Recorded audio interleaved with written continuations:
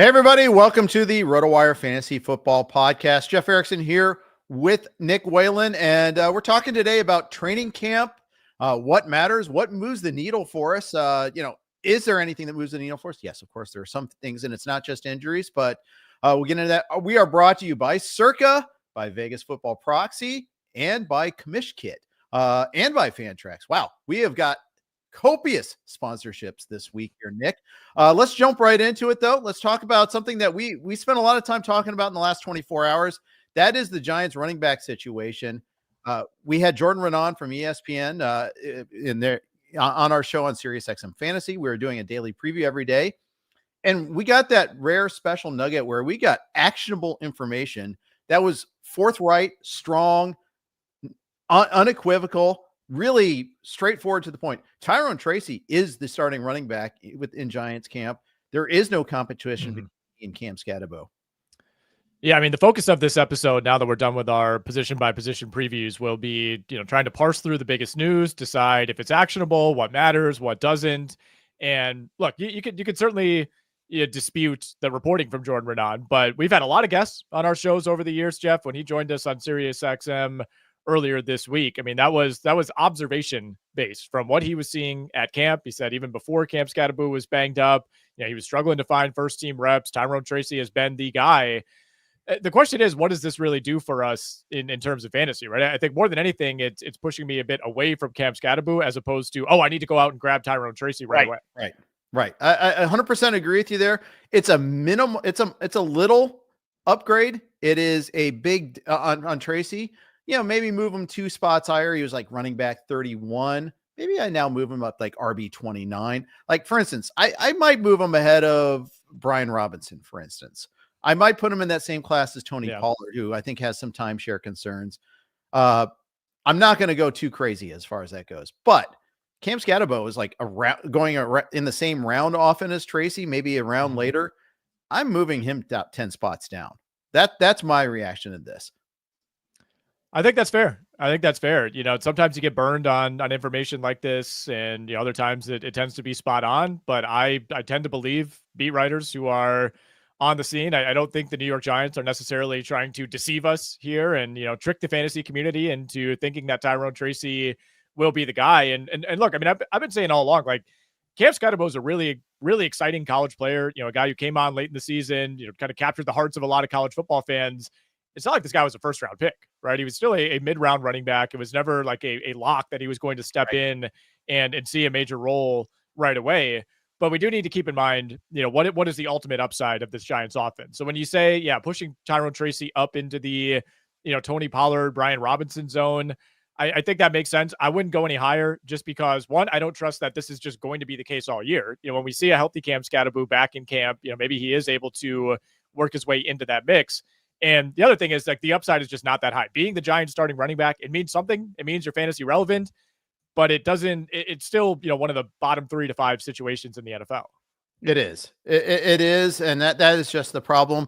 What if we're wrong? Maybe Andrew Thomas makes it through his healthy season. Maybe Tyrone Tracy, what he showed last year was just the first step, and there's another step there. But I mean, come on. We can't count on that. We're dreaming on that, maybe, but it's definitely not something where, like, definitely put me in, coach. I just will say, though, if you're doing a hero or zero running back build, I don't really love zero much, but who doesn't? And I think it's kind of cliche to actually crap on zero running back these days. But if you are, then this will be you'll be shopping in this tier. And so this is maybe someone that is a little bit higher because you're going for multiplicity. They're trying to bingo with a couple of these guys. Yep. What's another lead one for you, Nick? What else has moved the needle for you? Well, I wouldn't say this is necessarily a new development, but we continue to get, reports out in Minnesota that, yes, this is going to be close to a 50-50 split, not even a 1A, 1B, but a co-1A. I think that was the term that Dan Graziano from ESPN used when talking about Jordan Mason versus Aaron Jones. And we still haven't seen a huge hike in ADP from Jordan Mason. It's just kind of been a steady move up the board for him, but Aaron Jones, continues to fall. It feels like on a weekly basis, now the RB 26 in the last week over at the NFFC. So going in that same zone as Pacheco, he's now behind Pacheco, just ahead of Tony Pollard, just ahead of Brian Robinson. And we've seen a big fall, of course, for Joe Mixon, who now goes around pick 89 on average. But I think people are coming around to this idea that, the Vikings were not necessarily satisfied with what they got from Aaron Jones in the red zone last season. He's going to be 31 in December. He was healthy last year, which is great. That was the best case scenario. Can you count on that again? I'm not sure you can.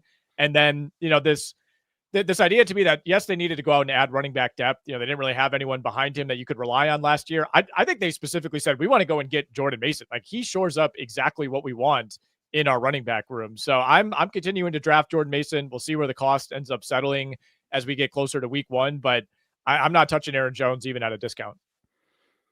Hurts me to agree with you on this one, because I do like Aaron Jones, the player. I do a radio hit in El Paso every week. He's a UTEP alum. They love themselves some Aaron Jones there. When I'm saying like, oh, I'm not paying price for him, it hurts even to tell him that. I feel like I'm letting him down, but I agree with you. I haven't clicked on Aaron Jones even once so far in draft season. I don't have enough Jordan Mason. The problem is, this is why you draft early. You get Jordan Mason at 115 instead of 95. Yeah, that's true. That's true. You're not getting quite the discount that you were, but I still think if I'm investing in one Vikings running back, it would be him around pick 95. And you can even get him later in a lot of drafts. We referenced the NFFC, and, we're talking about a relatively small number of drafts. I mean, 40 plus have gone off in the last week, and he still has a range of 64. He's gone as high as the 64th overall pick. Even for me as a Jordan Mason guy, that's a little rich, Jeff. But he's gone as late as 145. So, when we say, ADP of 94, 95, it's not like he's going to go in that exact slot every draft. So you still have to play it by year, see how the room reacts. But again, if I'm taking one Minnesota back, it's going to be Jordan Mason. I mentioned Joe Mixon, by the way. We've seen this huge fall in his ADP, but with the injury, obviously they brought in Nick Chubb, they brought in Woody Marks. They still have some holdovers from last year. The reports on Nick Chubb have also not been great. The explosion hasn't really been there. Are you considering Joe Mixon at this new ADP? I am, although I also considering going Woody Marks here. That makes me want to go take a late flyer on Woody Marks more than anything. Yeah. I did get Mixon in the Beat Jeff Erickson draft last week. I got him really, really late though. I got him like at the 9-10 turn. And so yeah, at that price, we're talking over pick 100. Sure, I'll take the chance there. I mean, there's a lot of things going on with Joe Mixon. It's age, it's his current injury, it's his injury last year, it's the Houston Texans offensive line. All these things will drag him down. Yeah. But this is a guy that was worthy of a second, third round turn pick last year before he got hit, before those 2 hip drop tackles that injured him last year. Now, the question is, was he permanently hurt? Is this something that he's never going to come back from with these 2 consecutive high ankle sprains? And now the foot injury of mysterious note, or is this something he recovers from? And are we getting a real bargain as a starting running back late? And, the bargain I got, to be fair, isn't the real price. That's not usually where he's going. I got him at pick 108. He usually goes around pick 89, which is still pretty low. I'd pay the 89 price too, I think. When you're looking at like Brian Robinson, okay, let's say Joe Mixon versus Tyrone Tracy with this latest news. Joe Mixon versus Jordan Mason. Who do you got of those 3? I would go Mason, Tracy, Mixon. No, Mason, Mixon, Tracy in that order. I'm still, the latest, we should clarify, the latest report on Joe Mixon is basically that he's dealing with this foot injury. He'll be reevaluated prior to week 1. It seems likely that he'll miss some time to begin the year, but I still think you're getting a well above average starting running back and what should be a pretty decent offense, even if the offensive line is a concern. And if you pencil Joe Mixon in for 2 to 4 missed games, and at that point you're drafting him probably somewhere in the 90s, if not a little bit later, I think I'm still okay with that. Waiting it out for a couple of weeks. It's not like you're taking him to be your RB2. He's probably your RB4 or 5, hopefully at that point. So yeah, that's the order I would go. Easy Mason number 1 for me though. Okay. Yeah, I like that. I like the bold call. I like the bold take. I will be, and this is an area where I'm happy taking chances also. I think that's kind of the point. Yeah. At this point, you're not relying on these backs to be our top 2 backs. If you are, then, hey, good luck. Better get a bunch of them and hope you bingo, because you're going to need to get a little bit of luck there. I will, one other takeaway, Nick Chubb is really cheap. He's going at pick 148 even still. And this is in the last 5 days. So he's running back 51. And even still, I'm not happy to click on him or Austin Eckler or a guy, I think in that range, I like Jerome Ford best because I don't think Judkins plays at all this year. I think they've been burned so badly in the past the Cleveland Browns have that I'm just avoiding Judkins entirely. Woody Marks is running back 65. He's picked 204. Boy, that's free in the NFL. This is the NFFC where we're using here. That's a really late pick. Sure. I'll take that flyer on him there. No problem at all. If it doesn't work out, we move on. Yeah, I think we're going to see some more shots taken on him. For what it's worth, D'Amico Ryans, earlier this week kind of talked about the running back room. He had nothing but good things to say about Woody Marks, and had some positive things to say about Nick Chubb as well. And the report, this is from SI's Texan site, said that if and essentially when Joe Mixon misses week 1, that Chubb would be the primary guy. I think this is going to be a committee. As many games as Joe Mixon misses, are we going to see 15 to 20 carries out of Nick Chubb? Maybe. I would say probably not. I think you're mixing in Woody Marks. I think you're mixing in, they still have some holdovers, guys with experience, Dameon Pierce, Daria Gumbawale, JJ Taylor are all on this roster. Some of those guys will end up being cut, but I don't think there's like a huge opportunity while Mixon is out necessarily for any of those guys. I think I would look at it more as that's Woody Marks' chance to really establish himself to hold a role for the rest of the season when Joe Mixon's back. Yeah. Woody Marks, by the way, played 5 years in college, one of those remnants of COVID. His sophomore year, he had a whopping 83 catches. So if you're looking for a canary in the coal mine there about maybe if we can get him to trust his ability to be a pass blocker, and that's a big if, but he could see third down, a lot of third down duties there, which I don't think you'll see a lot out of Chubb. We know over his career, he hasn't been an extreme pass catcher, and certainly later in his career, that was definitely not the case there. So I would think that there's some upside there from Marks that you don't necessarily have with Chubb in PPR leagues. We're brought to you by Circa Sports, and they've got Circa Casino, Circa Million, Circa Survivor. Nick and I are big proponents of both of those contests. They're back, and they've got a massive $21 million in guaranteed prizes. First of all, there's Circa Million. Pick 5 games against the spread each week. 18 weeks of action with 126 ways to win. $1 million for the winner and $6 million guaranteed. Circa Survivor, 1 pick a week, no point spread, lasts the longest to win it all. At least $15 million are guaranteed. Enter in Nevada, play from anywhere, 21 million guaranteed. Visit circasports.com for details. Nick and I will be there at the Ultimate Contest weekend. Little prop for you here. As far as that goes, we're looking forward to that. That's coming up August 21st, 22nd. Really looking forward to that as well. So come join us. Come say hello to us at Circa. We'll be there. Really looking forward to that. Nick, it's time to talk a little LA Rams. The news of the day was that Kyren Williams just got paid. I think that does move the needle for me. How about you?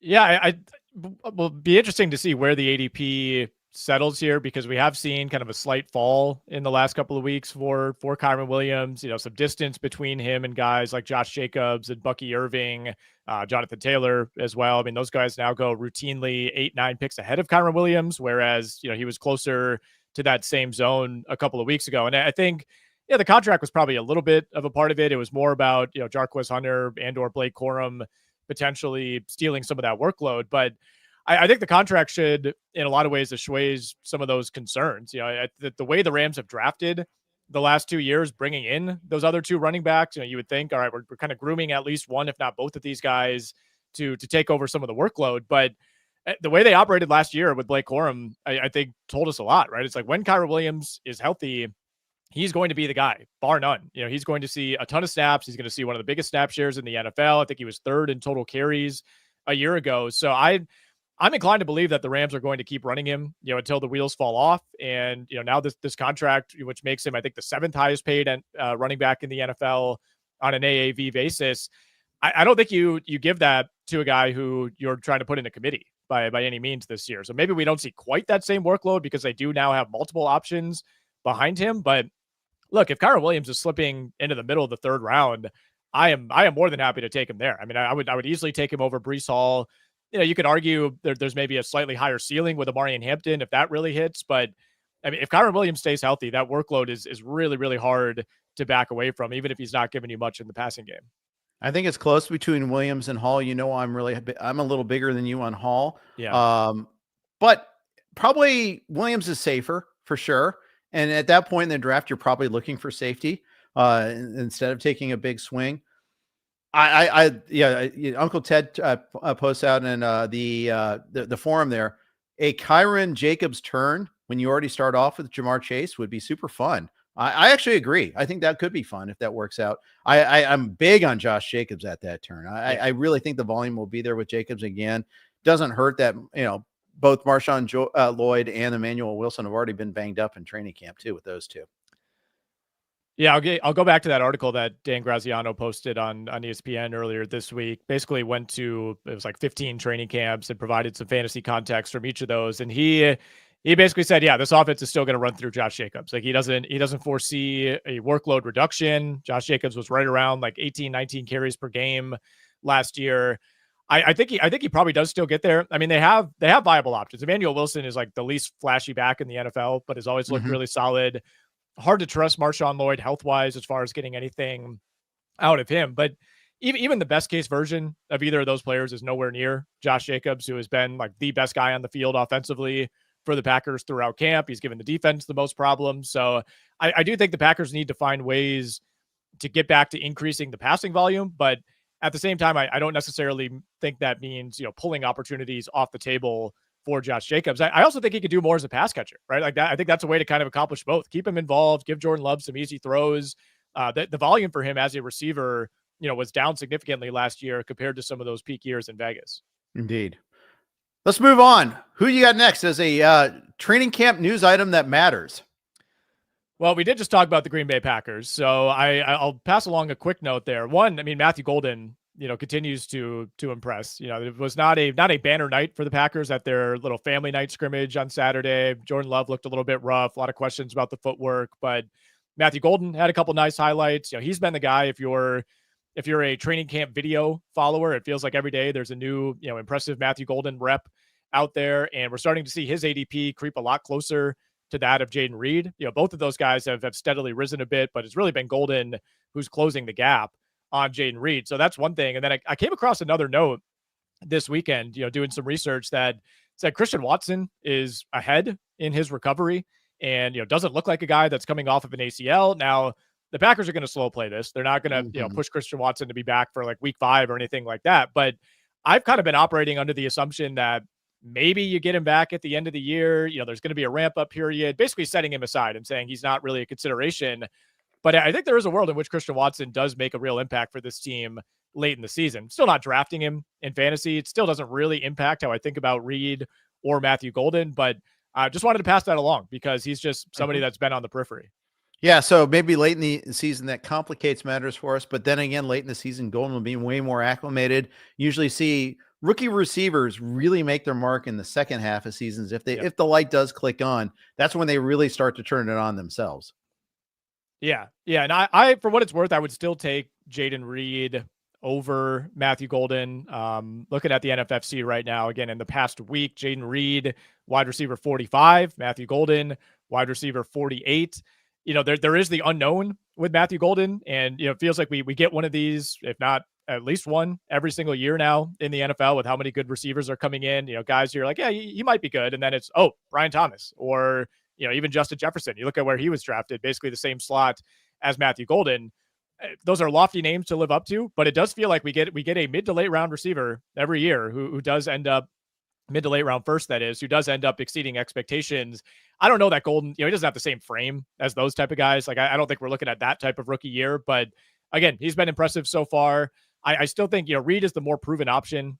He's the guy that had the big first half. And, for whatever reason, the Packers just had to go away from that in the second half. But it's an interesting range of receivers. I mean, Josh Downs is kind of right in that range as well. He's a guy I like. Keon Coleman goes about a round later. Jaden Higgins, Darnell Mooney. I absolutely love, kind of taking some flyers on those receivers in that range. Indeed.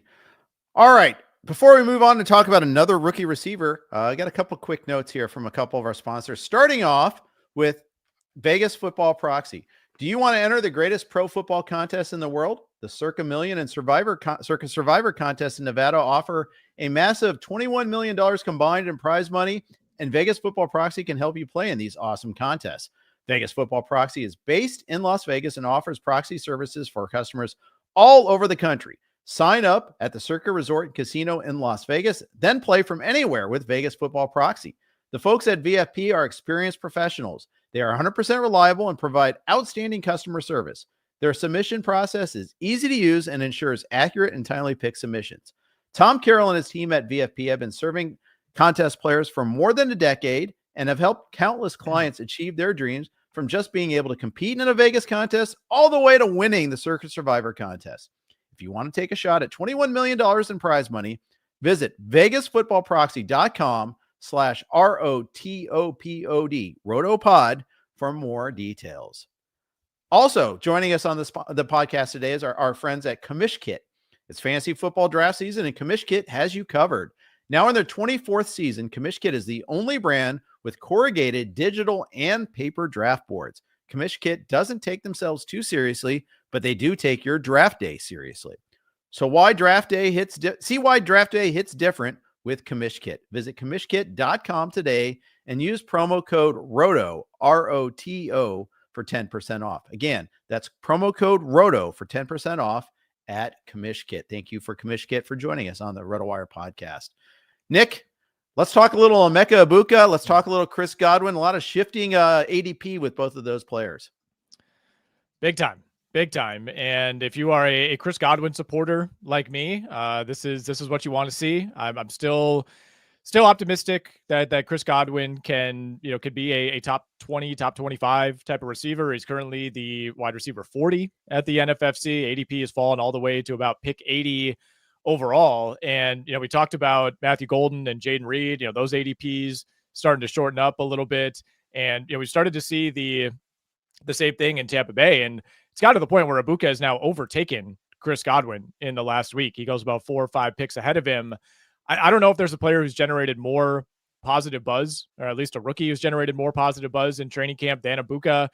Every Bucs player seemingly has weighed in at this point. I forget who it was earlier today. I think it might have been Mike Evans who said he reminds me of a young Chris Godwin. Baker Mayfield has heaped praise on him.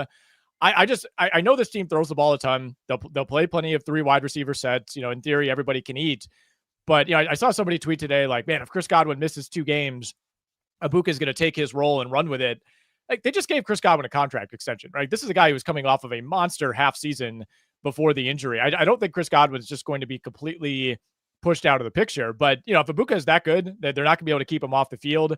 If anything, my concern is that they're going to try for all 3 of those guys to be able to eat, and it's going to cannibalize the value of all 3 players. Yeah, agreed. And I don't even think you should ignore Jalen McMillan, too. I mean, he played such a meaningful role at the end of the season last year.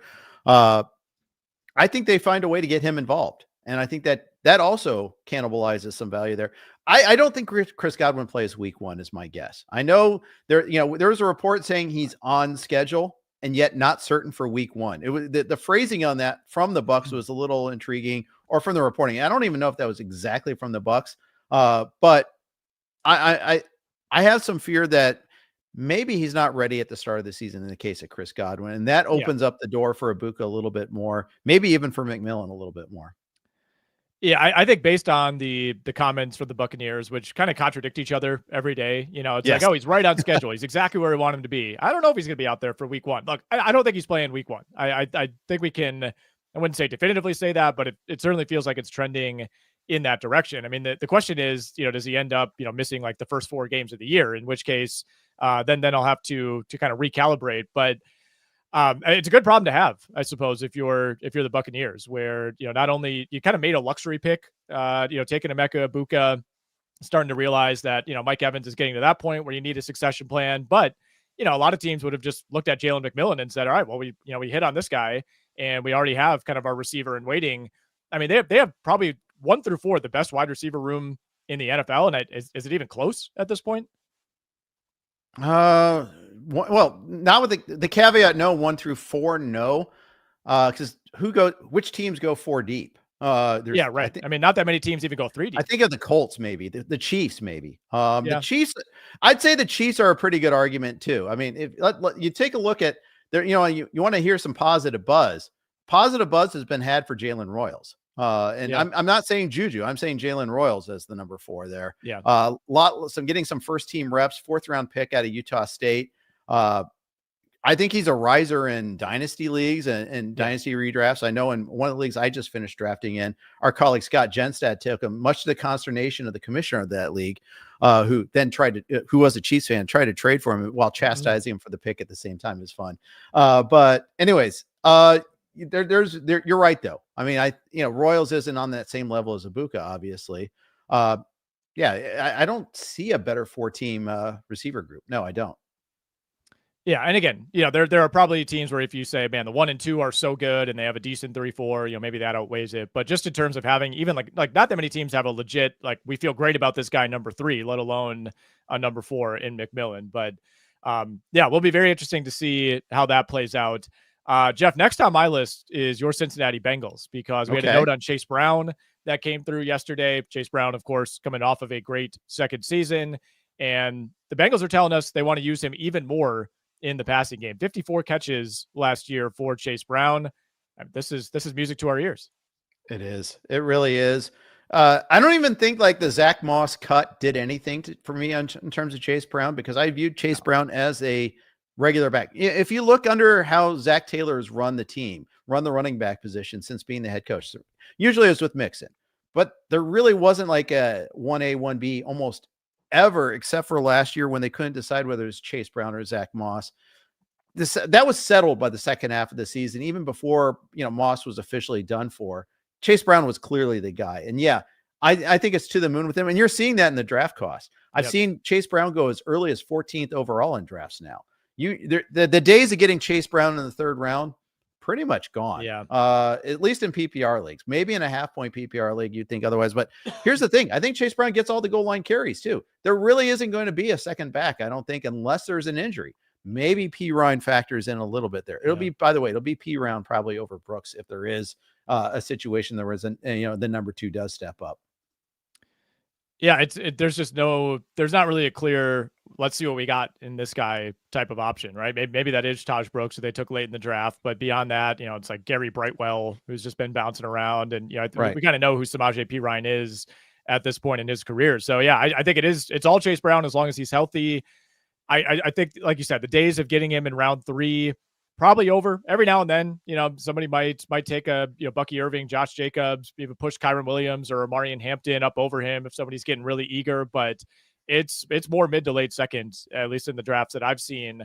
How do you order him relative to Jonathan Taylor, Bucky Irving, Josh Jacobs? We'll just keep it to that 4. So Taylor, Brown, Irving, Jacobs. So this is a tough one. Because I love Josh Jacobs. I happily take him. I think format matters here. I think in a half-point PPR, it's Jacobs over Brown for sure. And over, I would go Taylor, Jacobs, Brown, Irving in a half-point PPR. In a full-point PPR, I might go Brown, Taylor, Jacobs, Irving. Okay. I might. And here's the thing. Bucky Irving is a tough guy for me to value. For some reason, I can't quite get to where he's going in drafts, which is middle of the 2nd round. I think there is a rare instance there where he goes late 2nd round, in which case, that means that Taylor or Chase Brown and probably Jacobs are all taken. But I put Irving closer to below Jacobs, ahead of Kyren than I do otherwise in this group. And I think that makes me maybe the outlier, certainly on the lower end of the spectrum. Yeah, I like Jonathan Taylor is the guy to me that I still have the most health questions about, sure, the most situational questions about. So I think he to me is the toughest to value of that list. I think Jacobs to me is probably the safest. Yes. Like if you're just saying, I don't want to mess up my 2nd round pick, I'm taking Josh Jacobs, you're going to feel great about that every single time. I think there's an argument for Chase Brown or Bucky Irving as the highest upside. And there was a report out of Tampa Bay over the weekend that, they still want to have Rachaad White involved. He'll have a role. But I think the wording was basically Bucky Irving is special enough that he kind of has to be the RB1. Like they have no choice but to feed him because he's that good. And that, of course, includes what he did in the passing game, which was a ton of volume for not being a full-time guy really until late in the year. So I think Bucky Irving versus Chase Brown is interesting in and of itself. the only difference to me is like one, I think Bucky Irving is a little more special of a talent than Chase Brown is, but the advantage for Chase Brown is there is no specter of Rachaad White or even a Sean Tucker. No, that's true. I think you're right about that.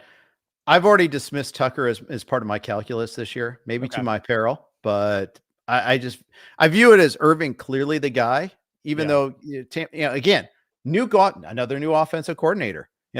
Maybe they can't recapture the screen pass magic that Liam Cohen was able to do with Bucky Irving, and things change. Tampa does like to kind of confound us, as we see in the chat again, for those that are streaming live with us here. Yes, that could be confounding, but I still don't really add. I don't even view Rachaad White as a 1B. I view him as a definite backup this year. You look at the late season usage, I think that's the canary in the coal mine for us. Yeah, no, I mean, to be clear, he is definitely the backup in Tampa Bay, but I think there's just a little bit more of a usage history, I guess, with him than there is anybody else in Cincinnati. We have some breaking news, Jeff, by the way, on the Indianapolis Colts. Anthony Richardson will start the first preseason game on Thursday against the Ravens. And we already know now that they will go to Daniel Jones for the second preseason game against the Packers. So it isn't necessarily that Richardson is leading. It's just he gets the first shot and they're both getting a shot. I think that's what my takeaway from that. I'll say this. I came into the start of training camp thinking, okay, Richardson's way behind because of the shoulder issues he had, that he was going to be limited at the start of training camp. That limitation didn't last very long. I think they really are trying to make Richardson happen, or at least give it a fair shot to happen. This might be one where the preseason games matter a little bit. I would think if you do a joint practice, that would matter more. Because then you have all the starters in there, or at least most of the starters in there. You never know at the preseason game whether the team's going to take it seriously or not, especially the opponent. You can't count on that. Yeah, well, I mean, they're playing the Ravens, who always play well in the preseason. So that's right. That might be strike one for Anthony Richardson. By the way, they've added to that report, he will play into the second quarter, at which point Daniel Jones will take over, and we'll, of course, see Jones start that second preseason game against Green Bay. So, yeah, news, but not really news. Still need to see how this plays. I mean, this feels like a true 50-50 to me. Like, a lot of times there are these like starting quarterback competitions. Like I remember the Gardner Minshew versus number 1 overall pick Trevor Lawrence competition that waged throughout training camp. Thank you, Urban Meyer. Everybody knew Trevor Lawrence was going to start week 1. Nothing would surprise me here. Like I really think it's going to come down to how they look in these preseason games. Right. I'm glad you mentioned the Ravens and how they had that really long preseason winning streak. Yeah. And that usually generally led to good starts to the regular season for the Ravens. Yeah. The Bengals under Zach Taylor have taken a different approach where they haven't played their starters. And some of that's because of injuries. Sometimes it's also just, but by preference though, because that's what the Rams used to do. Zach Taylor being a Sean McVay protege, that's how he managed things. Yep. Let me ask you, do you think it matters? Do you think it matters that when starters get reps in the preseason? The Bengals are changing their tune this year. Burrow's going to play this weekend against the Eagles and play more in the preseason than he maybe combined than he ever has as a professional. How much do you think that matters in terms of getting ready for the start of the regular season? I still think it's really case by case. Some coaches just won't do it, and it depends on the experience level of your quarterback. A lot of times, if we're talking about that position specifically, like I don't need to see 37-year-old Matthew Stafford go out and play one series and throw like one 5-yard pass and then go and say, well, because he threw that one pass on August 12th, that's why he's more ready for week 1. Right. I agree. More often than not, the injury risk or just something weird happening in a preseason game doesn't outweigh, whatever reps that you'd be losing or whatever rust might be there in week 1. But the Bengals are a unique case, right? I mean, this is a multi-year track record of slow starts. And part of the reason for that, which I think goes a little undercovered, is that Joe Burrow keeps having these offseason injuries where, not only is he not playing in the preseason, but he's not getting his usual reps. He's not doing his usual offseason plan. So I think the fact that they don't have to deal with that this season is already a plus. But I mean, Zach Taylor never wanted to have to do this in the past. And this strikes me as like, all right, we've started so slow. What are they, 1-11 in weeks 1 and 2 over the last 6 years? Like, we cannot let this happen again. And we're going to what some teams would consider an extreme measure, playing someone like Joe Burrow in the preseason. Indeed. And the Bengals fan of me is like, oh, good, they're trying something different. The pessimist in me says the second a key player gets hurt in the preseason, I'm going to be like, what are you doing? How could you expose them in the preseason? Of course, a player can get hurt in camp too, as we know from Burrow in particular in his experience. He had that really bad leg injury in camp a couple of years ago. So, it's all well and good until, an injury happens. Then we're like, oh, what were you doing? Why are you exposing him to that? But, you can get, as a Bengals fan, I know you can get hit by a car crossing the street to practice because the Bengals have a, archaic way of getting to practice apparently too. But anyways, we got one more commercial break. And when we come back, I want to talk about a couple negative notes. First, Fantrax. Let's talk a little Fantrax here. Is there something you wish your fantasy league had or features that are missing from your current leagues? Bonus scoring, custom schedules or playoffs, deeper team settings, even college fantasy football. Look no further. We have you covered with our friends at Fantrax. It's the most customizable fantasy platform in the industry, offering the greatest fantasy experiences for your dynasty, keeper, redraft, and best ball leagues. RotoWire's College Fantasy Football League is starting up this week on there. We've been doing that for 15 years on Fantrax. We love them. Create or join a fantasy football commissioner league, invite your friends, and dominate your draft this season. Fantrax is the top dynasty fantasy football platform in the industry. They're running a special promotion right now you don't want to miss. Sign up for free at fantrax.com/RotoWire today and enter for your chance to win a signed Jamar Chase jersey. Simply create a new league or bring over your existing leagues for more chances to win. Go to fantrax.com/RotoWire. Sign up today. Fantrax, the home of fantasy sports. Also, briefly, we're on the Blue Wire Network. Here are their ads. All right, Nick, let's talk negativity here. Caleb Williams having a hard time picking up the Ben Johnson offense. Justin Fields has had 3 bad days in a row. Cam Ward is saying the Titans offense is mid. Any of these move the needle for you?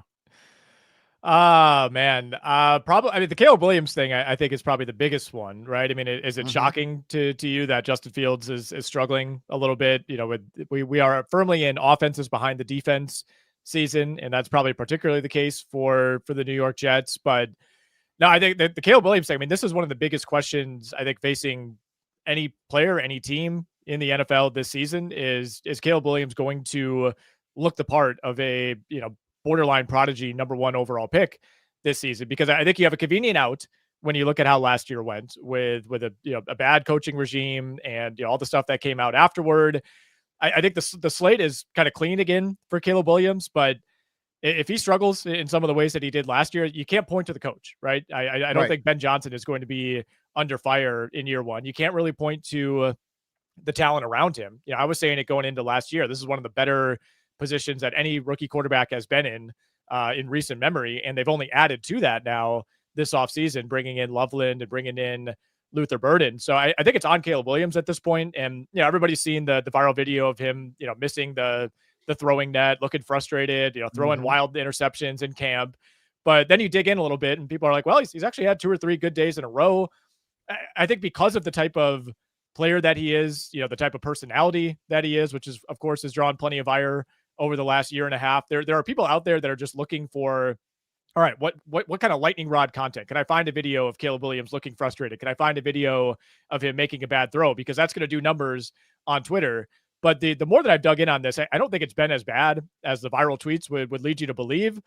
At the same time, I think there's still a pretty big leap that has to be made in terms of decision making, in terms of holding on to the ball. And, something I've been thinking about more and more is just how different of a quarterback he is from the quarterback that Ben Johnson had in Detroit, right? I mean, just could not be more different in terms of style, in terms of personality, right? It's a big adjustment, I think, for Ben Johnson going from, this stationary, get the ball out on time, do exactly what the coach tells me quarterback in Jared Goff to someone like Caleb Williams. It is. And, Jared Goff had years of experience when Ben Johnson kind of got to mold that clay a little bit more. It was quicker, maybe better at reading defenses than Caleb Williams is at this point in his career. And for sure. And, that's a thing that we evaluate players on their measurables. We evaluate arm strength, speed, ability to run. It's harder to evaluate the processing, the ability to read defenses, to be able to react. It's one of the things that Joe Burrow is so good at, for instance. Right. He doesn't have the biggest cannon in the NFL. He's not the most mobile guy. He's pretty mobile, but He's not, he can't run away from tacklers as readily. However, he processes very quickly. And of course, with the Bengals sieve-like offensive line over the last few years, that's been a very important skill.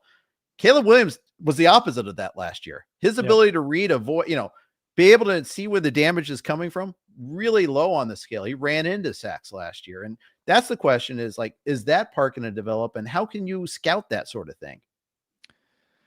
Yeah, I am not a pro scout, so that's a really good question. I feel like with Burrow specifically, like that was part of the evaluation, was like you could just see it, and I think if there was a knock on him, it was like, well, he's working with all these, crazy skill players at LSU. And obviously, it was clear from day one that translated. But, I think the thing with Caleb Williams is so much of the prospect profile with him was this Mahomes-like ability to, make plays off a schedule, move around in the pocket, extend plays.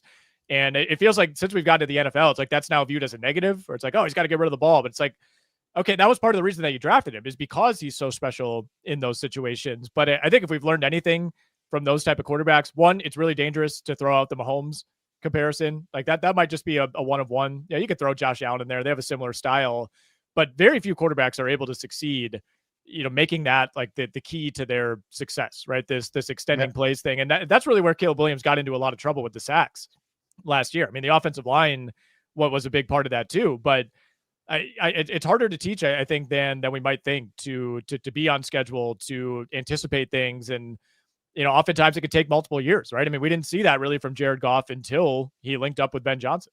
Exactly. Bears related note, by the way, Cole Kmet left the field today's practice, visibly upset leaving the field with the trainer. That was about an hour ago. He has yet to return.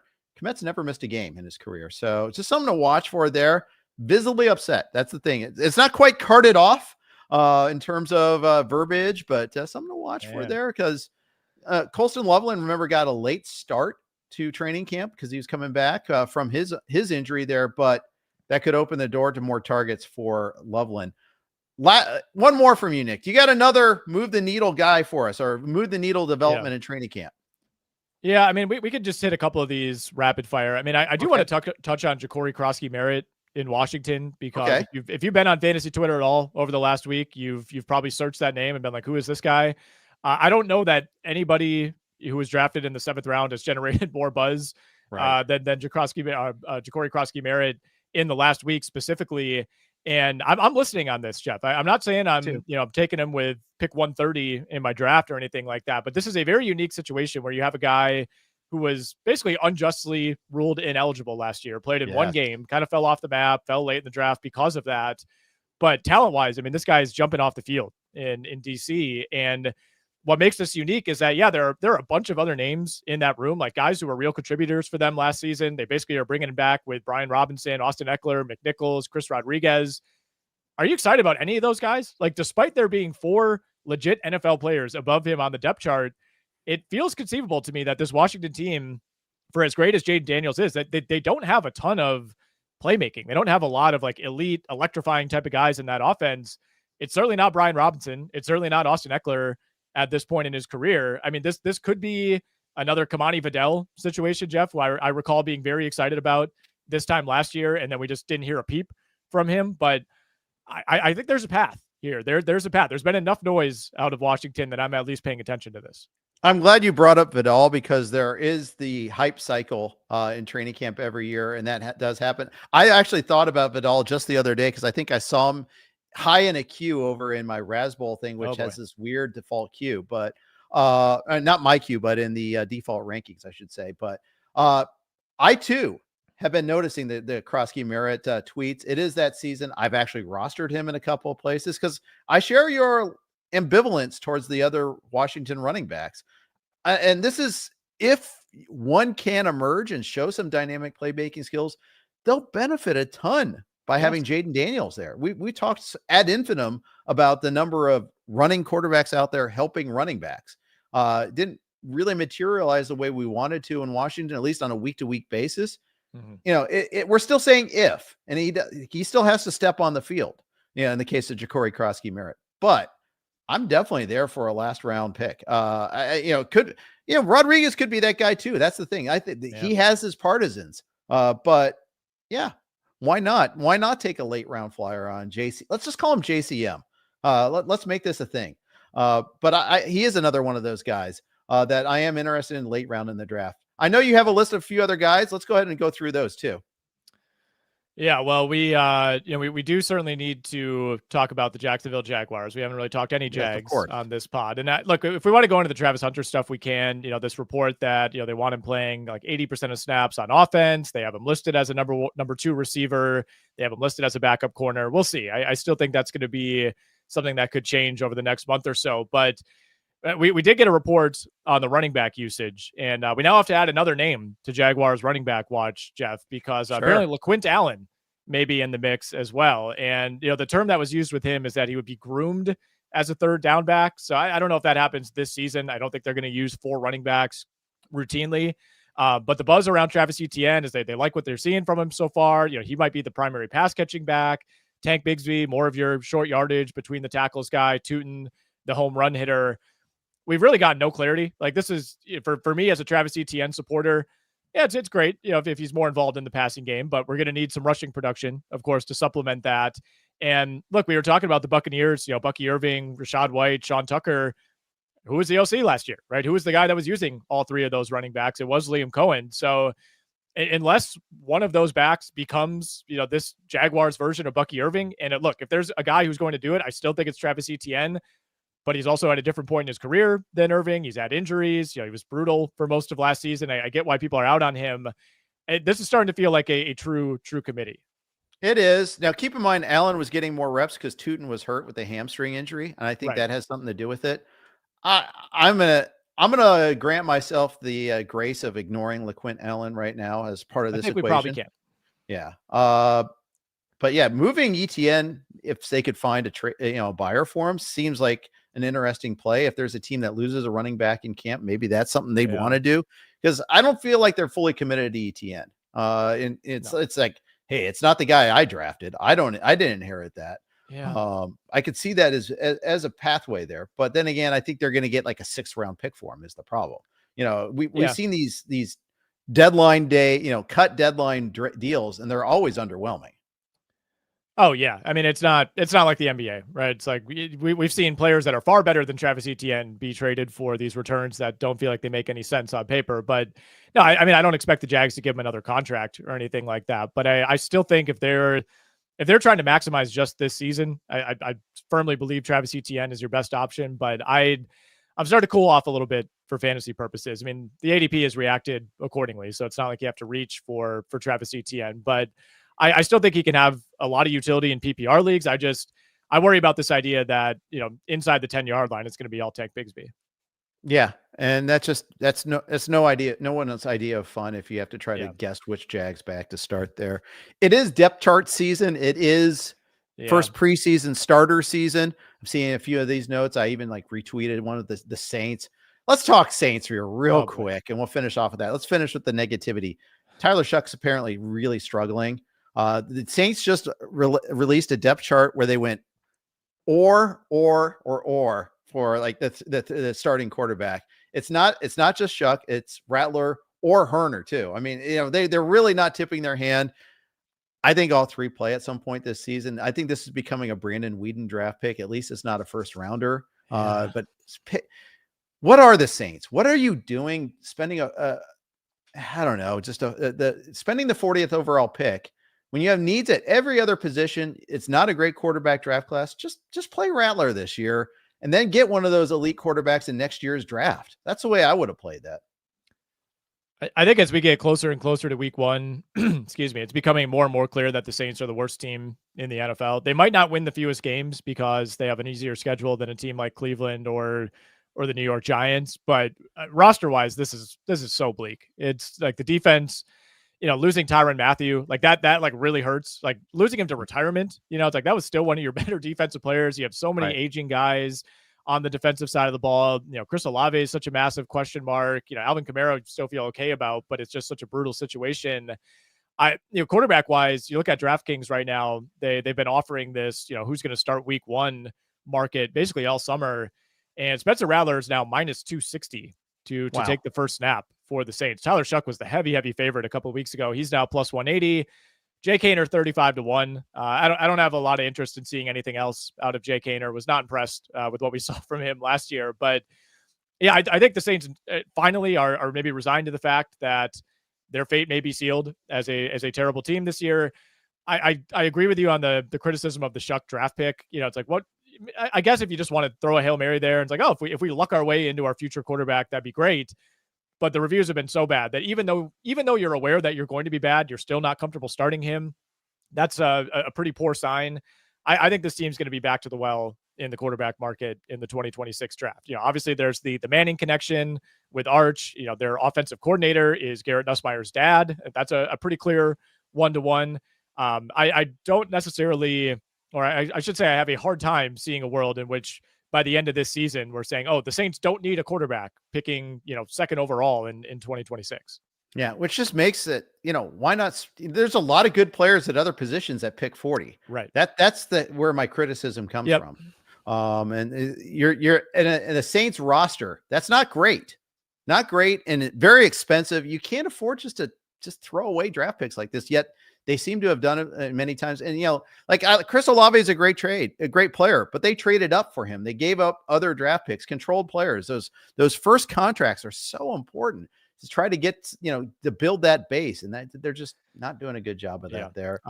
We do have one other note here, Jeff, before we head out. Okay. Mary Kay Cabot just reported that Shadeur Sanders is expected to start the Browns preseason opener. That is, of course, with both Pickett and Dylan Gabriel currently injured.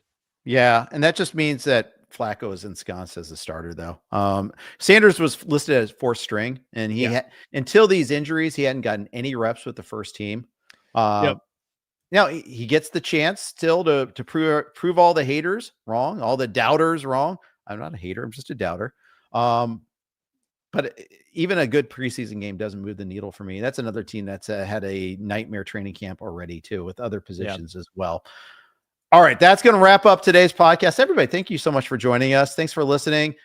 If you want to check out everything that we have at RotoWire to get you ready for your drafts, please use promo code YouTube15. Check out our draft kit, our mock draft simulator, our draft assistant, which I use all the time for our drafts, our draft plan creator. There's all sorts of things you can use. Again, that's promo code YouTube15. Get 15% off any RotoWire product and check that out yourselves. Thanks for listening. Good luck in your drafts this season.